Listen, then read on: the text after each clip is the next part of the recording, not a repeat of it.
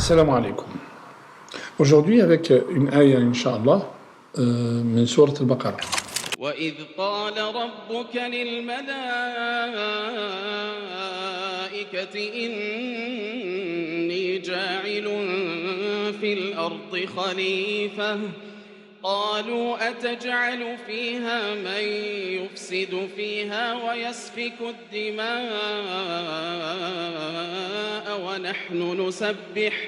ونحن نسبح بحمدك ونقدس لك قال إني أعلم ما لا تعلمون.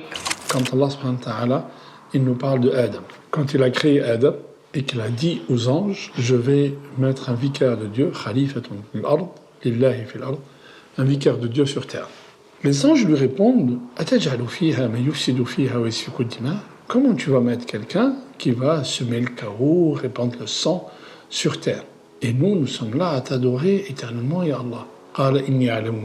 Je sais ce que vous ne savez pas. Allah subhanahu wa ta'ala, quand il a créé Adam, il l'a créé pour une mission bien spéciale. La mission, c'est la lieutenance de Dieu sur terre. Et la question se pose, si Allah a créé Adam pour la lieutenance de Dieu sur terre, qu'est-ce qu'il devait faire? Pourquoi les anges y répondent ainsi? Nous sommes là à t'adorer comme il se doit, ya Allah. En fait, Allah subhanahu wa ta'ala, est-ce qu'il a créé Adam pour faire la prière tout le temps?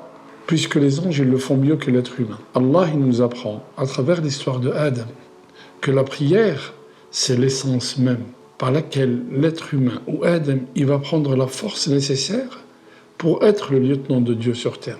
Et comment on établit la lieutenance de Dieu sur terre? Biqamatil adl. En célébrant et en faisant régner la justice sur terre. En fait, Adam a été créé pour faire régner la justice sur terre. Et la première justice que Adam doit appliquer, et les fils d'Adam après lui, c'est-à-dire nous, c'est la justice envers nous-mêmes. La justice envers nous-mêmes voudrait dire qu'on ne doit pas être injuste envers nous-mêmes. Comment peut-on être injuste envers nous-mêmes? Être injuste envers nous-mêmes, c'est quand on divise du chemin qu'Allah subhanahu wa ta'ala nous a tracé. En fait, Adam, Allah subhanahu wa ta'ala l'a mis au paradis. Et au paradis, il lui dit, tu peux faire ce que tu veux, manger ce que tu veux, sauf que tu ne t'approches pas de cet arbre. Certains exégètes se posent la question, pourquoi Adam a été mis au paradis pour descendre sur terre après? Et est-ce que le paradis, c'était un paradis terrestre ou un paradis au ciel? Et que faisait Iblis au paradis, alors qu'il a été banni de la miséricorde d'Allah?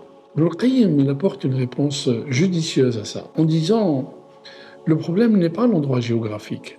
Le problème, c'est, la solution, c'est quoi? C'est ce qu'Allah subhanahu wa ta'ala va apprendre à Adam. Et qu'est-ce qu'il va lui apprendre? Il va lui apprendre que le paradis, c'est sa demeure éternelle. Quand il descendra sur terre, il va devoir œuvrer et cheminer pour revenir à sa demeure éternelle. Que Iblis, c'est son ennemi, qu'il va devoir faire attention à cet ennemi éternel. Et que ce que va apprendre Adam à travers le péché qu'il va commettre, désobéir à Allah, qu'Allah est miséricordieux, qu'il est plein de compassion, qu'il est pardonneur.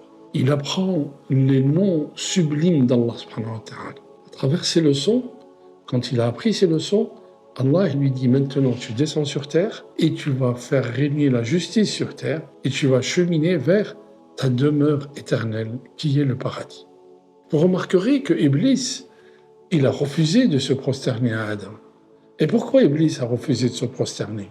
Souvent, on dit que c'est l'orgueil qui a empêché Iblis de se prosterner. L'orgueil a été engendré par la jalousie, le hasad. La jalousie, le hasad, c'est ce qui a fait que Iblis ne se prosterne pas devant Adam. Et la jalousie, al-hasad, c'est ce qui a fait que le fils d'Adam, un des fils d'Adam a tué son frère. Donc la jalousie, c'est un mal profond. Allah il nous apprend tout ça à travers l'histoire de Adam. Vous remarquerez aussi que juste après l'histoire de Adam et la lieutenance de Dieu sur terre, Allah il commence à parler sur Al-Baqarah de Bani Israël. Pourquoi il commence à parler dans presque 100 ayats, il parle de Bani Israël et des frasques de Bani Israël? Pourquoi il nous parle de ça? Et pourquoi Bani Israël n'aime pas la nation qui va venir après eux? Pourquoi? Al-Hasad.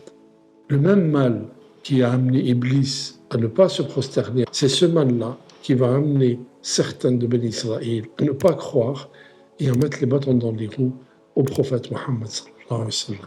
Qu'Allah nous apprend de notre Coran. Assalamu alaikum wa rahmatullahi ta'ala wa barakatuh.